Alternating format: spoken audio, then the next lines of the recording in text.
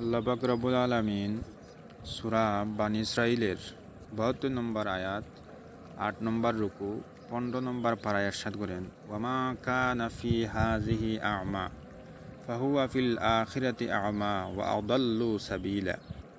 আর যে ব্যক্তি এ দুনিয়াতে অন্ধ হয়ে থাকে সে আখিরাতেও অন্ধ হয়েই থাকবে, বরং পথ লাভ করার ব্যাপারে সে অন্ধের চেয়েও বেশি ব্যর্থ। এখানে আল্লাহ পাক রব্বুল আলামিন ইরশাদ করেছেন যে দুনিয়াতে মানুষকে আল্লাহ পাক রব্বুল চোখ দিয়েছে, তারপরও সে কী করতেছে, যে অন্ধের মতো চলাফেরা করতেছে।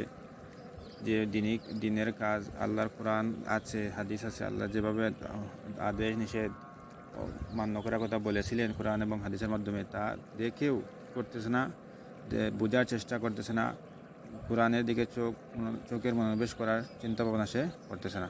তার কারণে সে আখিরাতেও অন্ধ হয়ে উঠবে। এ ব্যাপারে আল্লাহ পাক রব্বুল আলামিন কোরআনের অন্যত্র সূরা আল আরাফের ১৭৯ নম্বরে ইরশাদ করেন, ওয়ালাকাদ যারানা লিজাহান্নামা কাসীরাম মিনাল জিন্নি ওয়াল ইনস লাহুম কুলুবুল লা ইয়াফকাহুনা বিহা ওয়া লাহুম আ'য়ুনুল লা ইউবসিরুনা বিহা ওয়া লাহুম আযানুল লা ইয়াসমাউনা বিহা উলাইকা কাল আনআম বাল হুম আদাল ওয়া উলাইকা হুমুল গাফিলুন।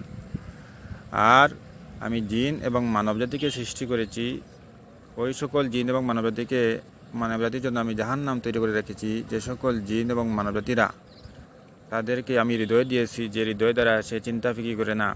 তাদেরকে আমি চোখ দিয়েছি, যে চোখ দ্বারা সে দেখে না। যাদেরকে আমি কান দিয়েছি, সে কান দ্বারা শ্রবণ করে না, শ্রবণ করার চেষ্টা করে না। আমি তাদের জন্য কী করেছি? আল্লাহ পাক রব্বুল আলামিন ওদের জন্য আমি জাহান্নাম তৈরি করে রেখেছি। অর্থাৎ যাদের হৃদয় আছে, হৃদয় থাকার পরে তা দ্বারা চিন্তা ভাবনা করে না, চোখ থাকার পরে দেখে না, কান থাকার পরে শুনে না, তারা কি উলাইকা কাল আনআম, চতুষ্প জন্তুর মতো, বাল হুম আদাল, বরং তার চেয়ে কি নিকৃষ্ট, উলাইকা হুমুল গাফিলুন, এরা গাফলাতির মধ্যেই পড়ে আছে। কি হচ্ছে?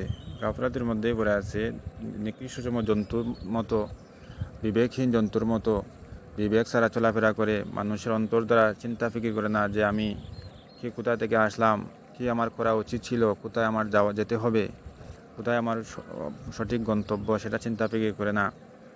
যে মানুষগুলা দিনই কাজ করতেছে, সে দিনই কাজের দিকে সে মনোনিবেশ করছে না। সে চোখ দ্বারা দেখতেছে না যে মানুষগুলা কীভাবে দিনই কাজ করতেছে, অন্তর দ্বারা বোঝার চেষ্টা করতেছে না আমাকে কোরআন কী নির্দেশ দিচ্ছে, হাদিস কী নির্দেশ দিচ্ছে, চোখ দ্বারা দেখার চেষ্টা করতেছে না এবং কান দ্বারা শোনার চেষ্টা করতেছে না।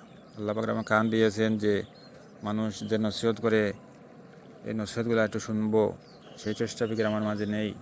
এটা তো চতুষ্পদ জন্তুর মতো হয়ে গেল। আর যে মানুষগুলাকে এই সকল জিনিস দেওয়ার পরে কাজগুলো সে করে না, সে চতুষ্পদ জন্তুর থেকেও আর কি নিকৃষ্ট। কারণ এদেরকে আল্লাহ দিল দিয়েছেন, দিল দ্বারা বুঝতেছে না, কান দিয়েছেন, কান দ্বারা সঠিক কথা শুনতেছে না, চোখ দিয়েছেন, চোখ দ্বারা সঠিক জিনিস দেখতেছে না, যার ফলে এরা চতুষ্পদ জন্তু থেকেও কি নিকৃষ্ট। আর আল্লাহ পাক রব্বুল আলামিন বলছেন, ওয়ালাকাদ যারানা লিজাহান্নামা কাসীরাম মিনাল জিন্নি ওয়াল ইনস, ওই সকল জিন আর মানবজাতির জন্য আমি জাহান্নাম তৈরি করে রেখেছি, যারা কি করতেছে, যে চোখ থাকার পরেও দেখে না, কান থাকার পরেও শুনে না, দিল থাকার পরেও বুঝে না, কোরআনকে বোঝার চেষ্টা করে না, হাদিসকে বোঝার চেষ্টা করে না, হাদিসের প্রতি চোখ দ্বারা মনোনিবেশ করার চেষ্টা করে না, হাদিসকে কান দ্বারা শোনার চেষ্টা করে না, কোরআনকে কান দ্বারা শোনার চেষ্টা করে না, এরা জাহান্নাম। আল্লাহ বলছেন। আর আল্লাহ পাক রব্বুল আলামিন সূরা বানী ইসরাঈলের ৭২ নম্বর আয়াতে বলে দিয়েছেন যে এরা আখিরাতেও কী হবে, যে অন্ধ হয়ে উঠবে। এরা দুনিয়াতে যেরকম আচরণ করবে, আখিরাতে সেরকম তার অবস্থা হবে।